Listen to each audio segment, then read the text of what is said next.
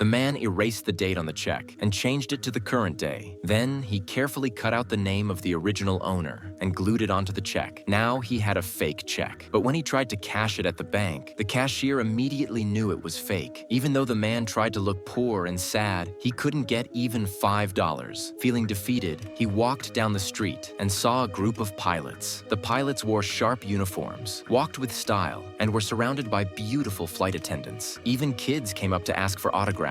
The bank manager greeted them with great respect. The man felt jealous. So he decided to become a pilot. He pretended to be a reporter for a newspaper and used that excuse to get information. Next, he needed a pilot's uniform. He told them he lost his old one and asked for a new one. Since he had no money, he thought about paying with a fake check. But the shopkeeper said all he needed was his employee number and the company would cover it. With the uniform in hand, the man suddenly became the center of attention. His good looks and that outfit made him look important. When he returned to the bank, they treated him differently and easily accepted his fake checks. Just because of the uniform, he used those checks to stay in a luxury hotel. Then he grabbed a toy airplane, wet it with water, peeled off the airline's logo, and stuck it onto his fake checks. Then he pressed them flat with a book. Soon, his bathtub was full of toy planes, and he was making more fake checks every day. He started flying for free, even sitting in the cockpit pretending to be part of the crew. He flew more than 3 million kilometers without ever paying, and he made no mistakes. To make the checks look more real, he took photos of an old printing machine at the bank. But with so many fake checks out there, the police started investigating. They decided to arrest him, but when they opened the door, there was no one. They shouted for him to come out of the bathroom. The man calmly walked out. "My name is Allen, Barry Allen, from the United States Secret Service," he said. The young man tried to escape through the window. "My partner already caught him," the man added. The police didn't believe him and asked for his ID. Without hesitation, the man handed them his wallet. Just as the officer was about to check it, the man pointed out the window, saying his partner was taking the criminal away. It was a perfect act. The man even sighed in relief and checked the officer's ID. Then, while the officer got distracted, he packed up the printer